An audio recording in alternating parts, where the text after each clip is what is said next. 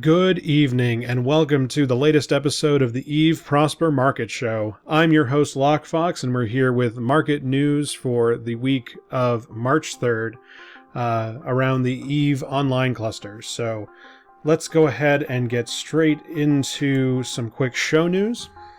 For those who haven't been paying attention to Twitter, I am in the middle of a move. So the show will be on hiatus for the next 2 weeks, and we should be back on, I believe, the 24th or 27th. I'd have to double check the calendar. I'll still be active on Twitter, and you can still bug me in the Prosper Slack channel on the Tweetfleet Slack.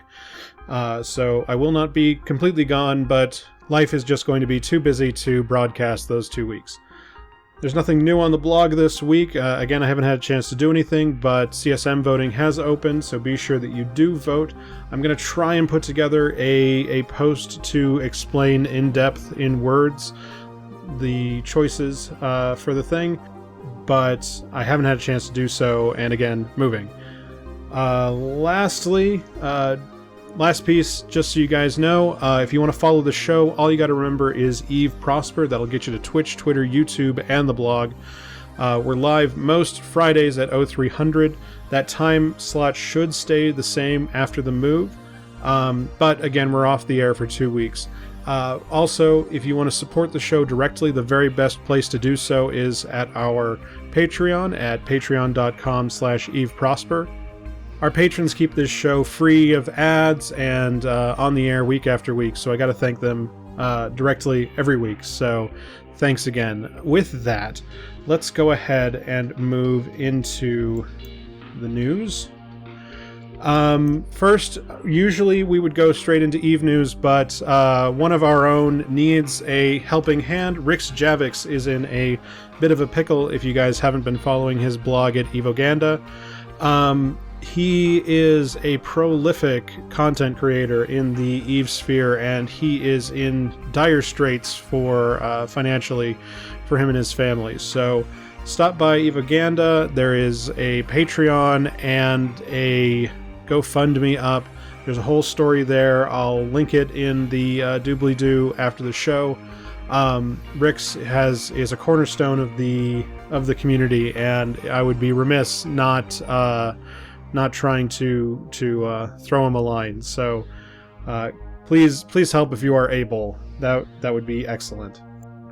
Next, it is CSM season. The voting has finally opened. I do not believe the minutes have come out. I have not read them. The voting opened on Monday, cutting it absolutely way too close with the final list of candidates. CSM Watch has every piece of content that they have produced released. That's all of the analysis shows, even though I wasn't on the last two. That's every interview, I think, which totals up to, 50 pieces of content produced in a 8-week period, I think. Those guys are absolute monsters, and you guys should go tune into that. Be sure to vote. It is extremely important to vote, especially with such a open field this year. It's more important than ever to get the vote out, especially if you are not rocking the block vote. So with that, I do have our Prosper ticket. So this year's Prosper ticket is Steve Vernuken, Diana Olympos, Dutufu, Jafialo Gao, and Gorski Carr. Now, I'm going to talk about a few more people in a minute. This is not a definitive list. This is not the final list. This is my top 5. And we're going to talk about some of the ones that are also high on my list, but did not make the final ticket. So, Steve Vernuken, of course, everybody loves Steve. Everybody knows that he has been an excellent CSMer. He is the DevFleet's CSM, and he absolutely has to take my first pick every year. I say first pick. I usually put my dream candidate in first because of STV. So next, the number 2 pick is Diana Olympos, a strong partner here on the Prosper project. Really knows their stuff. Really a a strong dev, a strong market personality. If you would vote for me, you should vote for Diana. They are excellent, and can't really say enough good words about them. Next is due to Fu. He's on here for a couple of reasons, and took up my third industry slot because of it. One, he's Australia time zone, and those guys need some more coverage and love. And two, he covers wormholes and more industry, and I love me some industry. So he has a great blog, he's extremely active, and I was really happy to put him in my third industrial slot. Now, a bit of a departure from years previous. The last two slots I put on here were PvP representation. First is Joffe. He's from A Band Apart, which are rocking in low sec. They are in my neighborhood, but not directly. The thing that put him on the ticket above most of the other PvP candidates was not just the low sec focus, but the gamers with disabilities focus. Being more inclusive only brings more people into the game, and it's not inherently obvious sometimes what is good enablement and what is just enablement for enablement's sake. And I would really love to see somebody who lives that life be able to contribute through that avenue. And then last, because I felt that with as few incumbents as there are in the pack this year, I really got to give my last slot to Gorski Carr. He's been active in faction warfare. He, from what I understand behind the scenes, really knows his stuff.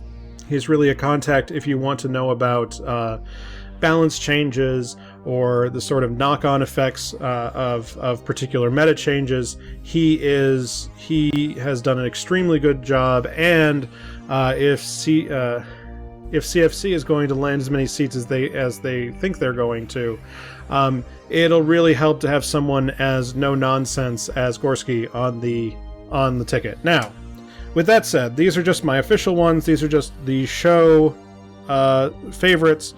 That isn't to say that is my entire ticket. I just like picking top 5 because if your vote has fallen off by 5, I don't like vote. I only vote the first 5 or 6 slots personally. As close runner-ups, you should go check out their threads. You should go check out their interviews. Do not take their lack of endorsement on this list, on the previous list, as unendorsement. I would love to see these guys on the ticket just as much. I just only have 5 slots. First is Commander A's. He's another industry candidate, but I already had 3 people on there, so sorry A's. Nothing personal. I hope I'm not pissing you off too much.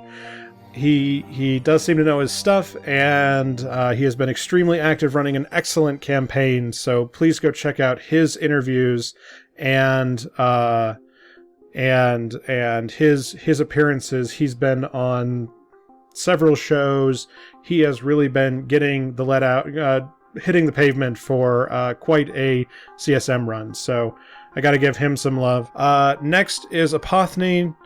Again, I think he'd be an excellent CSM. My only problem is that he is not in my meta, and so he ends up near the bottom of my vote list, personally. I don't think he'd do a bad job. I think he really knows his stuff. I'd be more than happy to have him on the council. Again, he's just... I am not his demographic, unfortunately. Uriel is another interesting one. I think he's going to be he has a hard run to get there. He hasn't been campaigning much in the last push to the polls, but being a hydrostatic bro and a lore bro, I have to give him some love. Again, he just misses my post on this one, just like Commander A's. Close, but not close enough, unfortunately. I think he would do an excellent job as CSM, but I just couldn't put him on my top 5. Next, another one for the same reason. I love Apotheny, but I won't be voting for Apotheny, is Mr. Hyde. Mr. Hyde does excellent YouTube content. If you haven't seen it, he is the king of solo and bringing battleships back. And though I do support him and his drive to get larger ships into the meta, and he really knows his stuff. Again, just like Gorski, he's another person you might want to consider in that slot. He's unfortunately just not in my meta, so again, he ends up low on my personal list. But if you're a PvPer, if you believe in small gang, truly small gang, and the frontier kind of metas, I think Mr. Hyde is an excellent choice, and I think he'd do a great job. And then last is Kyla Parthos. Again, same bucket as Apotheny. Still not on my list. I would love to see him on the council. Any of these people, if they made it past the post, would make me happy. They're just not in my endorsement list strictly. So good luck to everybody who's out there. Please vote. It's very important that you vote. If you're at all confused about single transferable vote, stop by CSM Watch, because there will be all the information you could ever want about it there. They have all of the interviews from all of these candidates. It's going to be a make or break CSM, so please, please, please vote. And we got a leaked graph from CCP Quant. There should be a blog out tomorrow for EVE Economy in review, and I just had to take this one from CCP Quant to share with you guys. As you can see, Herder is way up this week, so keep an eye on that. With that, now that we've gone through all of the news and all of the important voting things, moving on to Plex. We're seeing Plex continues to have some weakness. I expected this to turn around in the last few days, but this weakness might have more to do with the server instability than actual Plex demand. As we can see, volumes took a big dip a few days ago, and we're down pretty significantly under the 1.2 billion mark. This is a great time to be stocking up. Anything under 1.2 is a buy for me. I expected it to trend back up to 125 this week, but it looks like that pressure is low and may stay low through the rest of March. CCP has been teasing some of the news coming up, but it has been a lot of flash and not a lot of substance. There's a lot of talking about, we're still finalizing blank, and we're not seeing things like a Citadel release date or Citadel mechanics actually hitting the test servers. So I will believe a lot more of that when I see it, if I may be so cynical. But until then, anything under 120 I think is a buy. If we look at the 1 year view, again we can see that under 1.2 tends to be a local minimum lately. Ignore this particular weakness during Christmas because it was Christmas and it's always low during Christmas. So again, I expect things to turn around in the next few days, and if you needed to stock up on Plex, now is the time to go do that. If we look at all of the RMT tokens put together, this is a little interesting. The sale on RM and extractors should have ended this week, but the actual RM per dollar that you get by buying RM directly was increased at the end of that. So the old rate of $20 gets you 40-50 RM, and the sale rate, I don't have my notes particularly handy this second, but the RM rate for the dollars to RM rate is still pretty healthy, and as you can see, it's still trending above the Plex rate, even at the cheapest. Even at the cheapest extractor package. Moving on to injectors, again, I'm just going to have to eat my crow on this one because I thought I knew what I was talking about, and the market just did not agree with me. So CCP Quant did release some statistics about skill trading in the last week, and I will try to hunt down a link for you guys.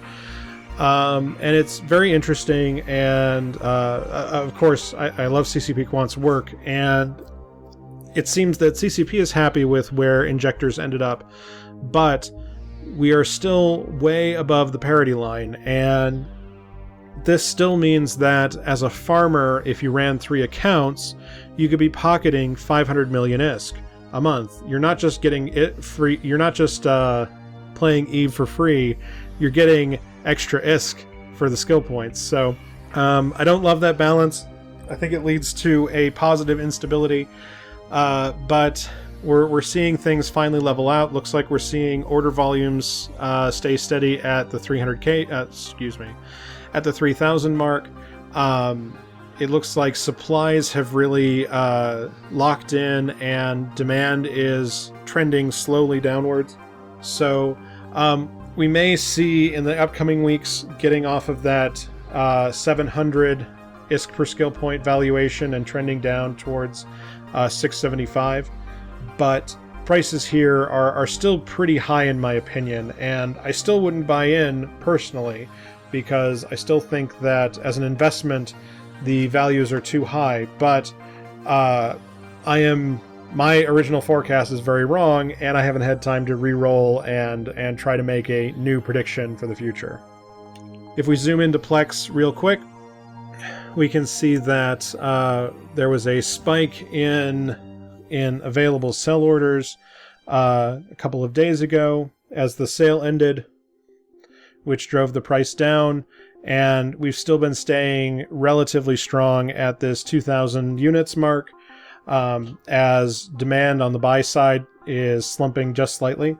And then if we zoom in straight to skill injectors real quick, we can see that we are tracking very slightly downwards, but I don't know if we're really going to go under the 625 mark in anytime soon. Moving on to minerals. Minerals were actually quiet this week. After all of the bluster we saw the last 2 weeks, it seems we're back in a normal rhythm. Though the actual settling point is pretty low. We see that titanium is staying under the 6.2 mark when it was at nearly 6.4. It's showing a little bit of positive pressure, but again, not enough to really be making any big moves on yet. Pyrite is staying level at the 11.1 mark. It's still under the mark it was a few weeks ago. I would still think that we should target 11.2, maybe 11.25 in the coming weeks, but I think it's going to be a slow rise if it does rise. Mexilon is another interesting one. We saw it dip the last few weeks and peak back up, and there's a little bit of a weird dip going on. And it's showing some positive trend lines, but seeing the history going on and other products similar to it, I don't know if I really believe that positive trend line we could see.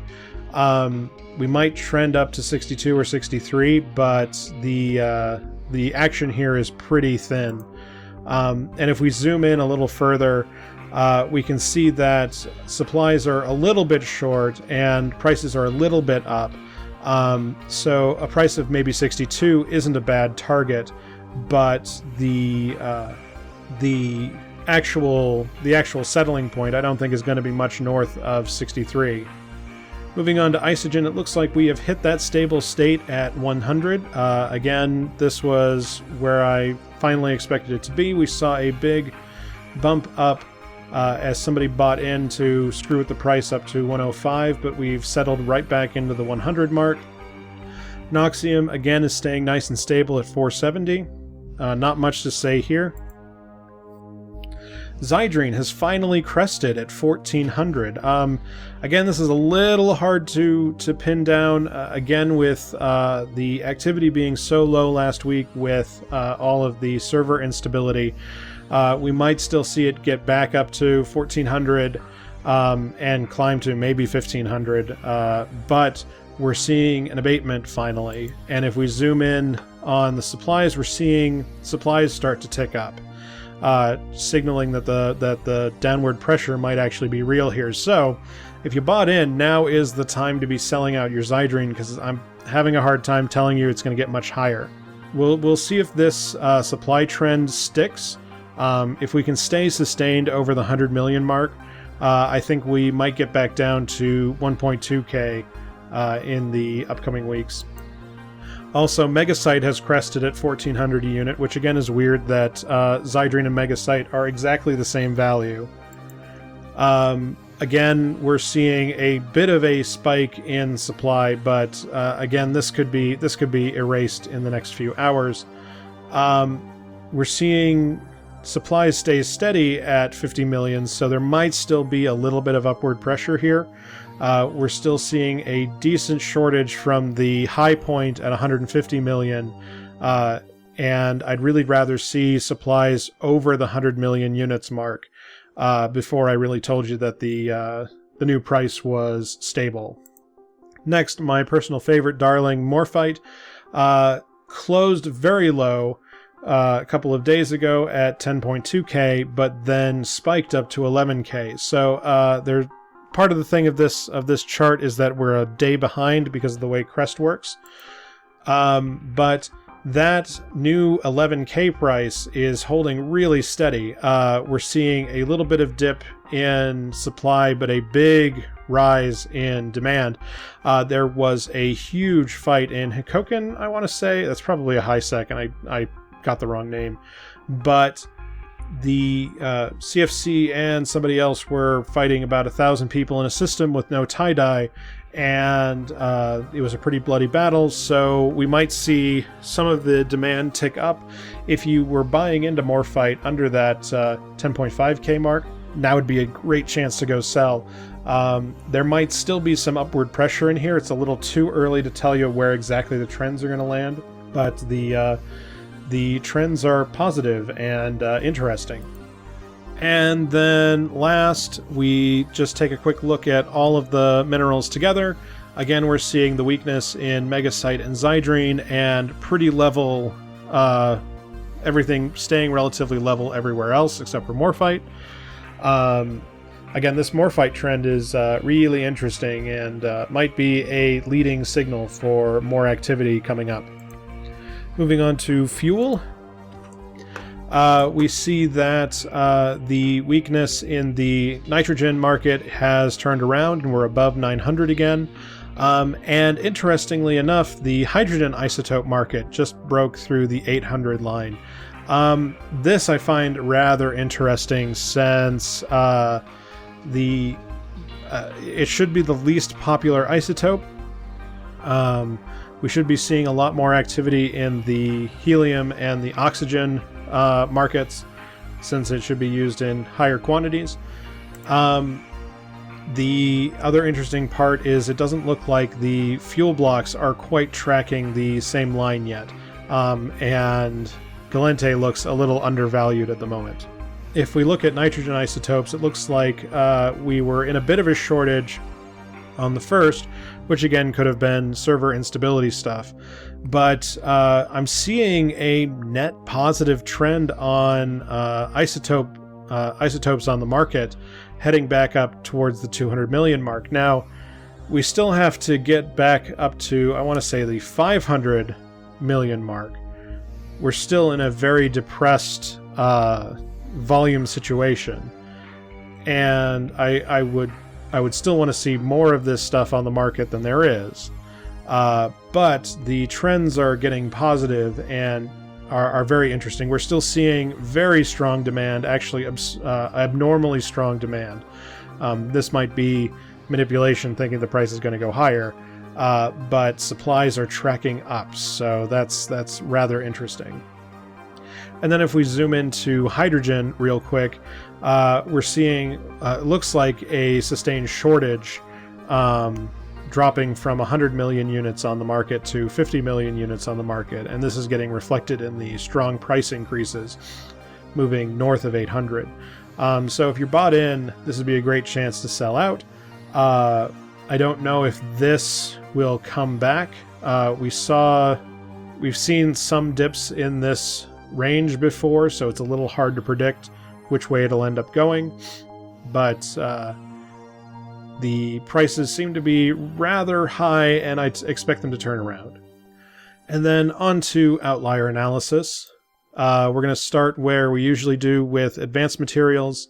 We're seeing a lot of the carbonites tracking down, especially crystalline carbonide was particularly weak this week.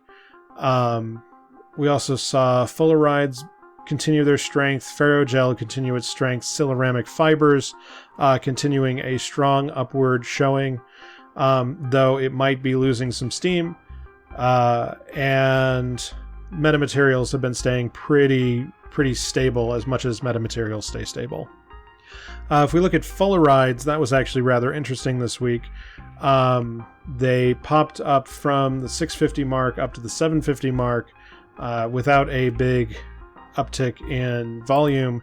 If we zoom into the orders, it looks like we might be again in a bit of a shortage with a big buyout. Again, this might tie into the Morphite tick up, because this might be somebody hedging their Tech 2 bets ahead of whatever CFC's new campaign is down in, what is it, Syndicate? I have a hard time keeping track of the spin machine. We'll see if this stays sustained low. It looks like it's gaining back most of its traction, and once we get back over the 100 million mark, we might see the price track back down again. But it's a great time to be producing fullerenes. I kind of expect people to overshoot this. Again, looking at the PI4 markets ahead of Citadel's, since the news cycle has cooled significantly, the markets have stayed relatively flat. We did see big sell-offs during the skill trading bubble, but it looks like we're back at stable spots. Once there's something to actually report again, I'll probably add this back into the show. Moving on, last week we brought up heavy interdictors, broadsword specifically, and onyx tracking up significantly. The broadsword has then crashed in the last week, so now would be a good chance to stock up on those if you need them.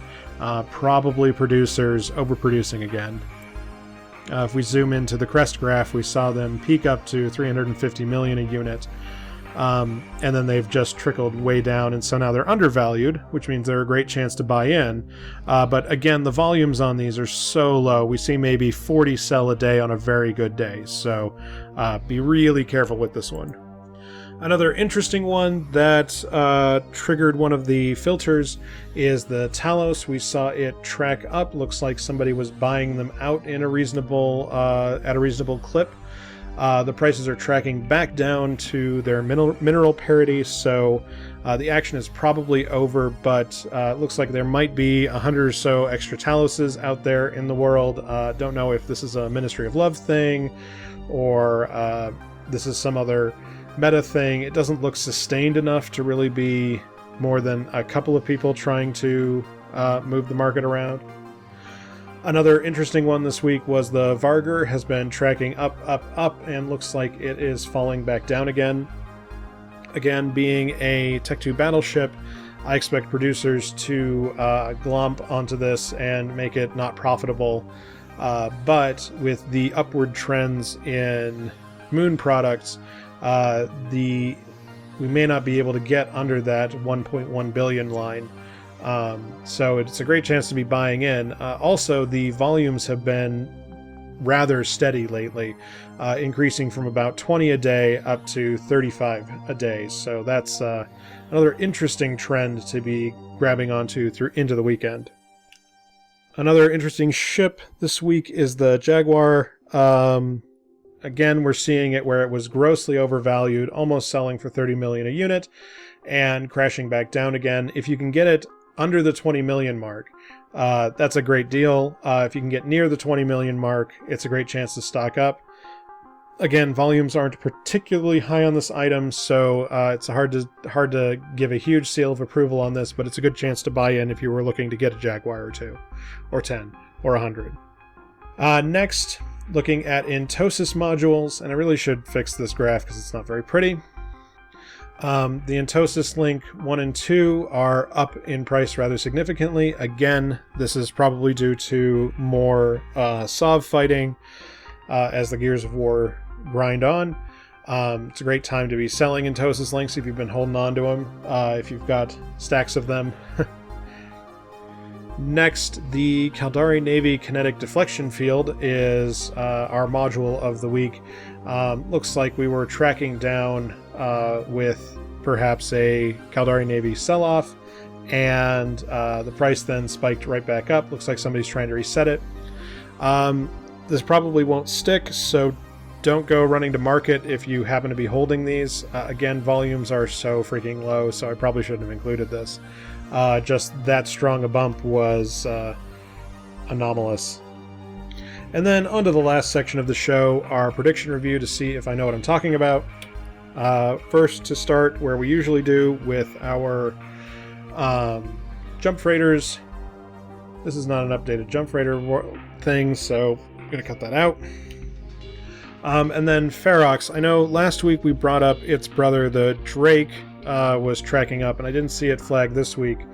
But the Ferox, again, was tracking up and then spiking back down again. And we might be slightly under the, very slightly under the parity line here at the moment. So it might be worth buying to have it eke up just a couple of percentage points if you can make money on that.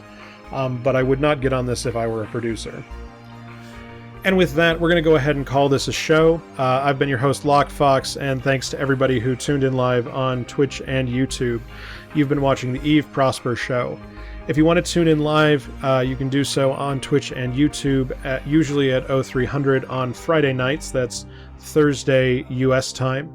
We're going to be off the air for the next 2 weeks, but keep tuned to our Twitch and our Prosper channel in the Tweetfleet Slack for more information as it comes available.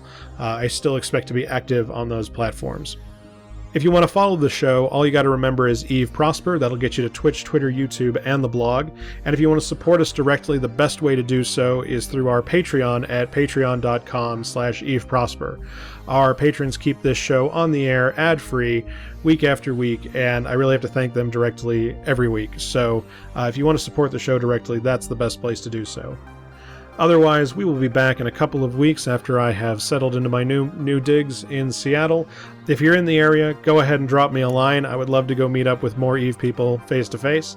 And we will be back with more Eve market news in just a couple of weeks, so please be patient. I've been your host, Lockefox. This is the Eve Prosper Show. Have a great night.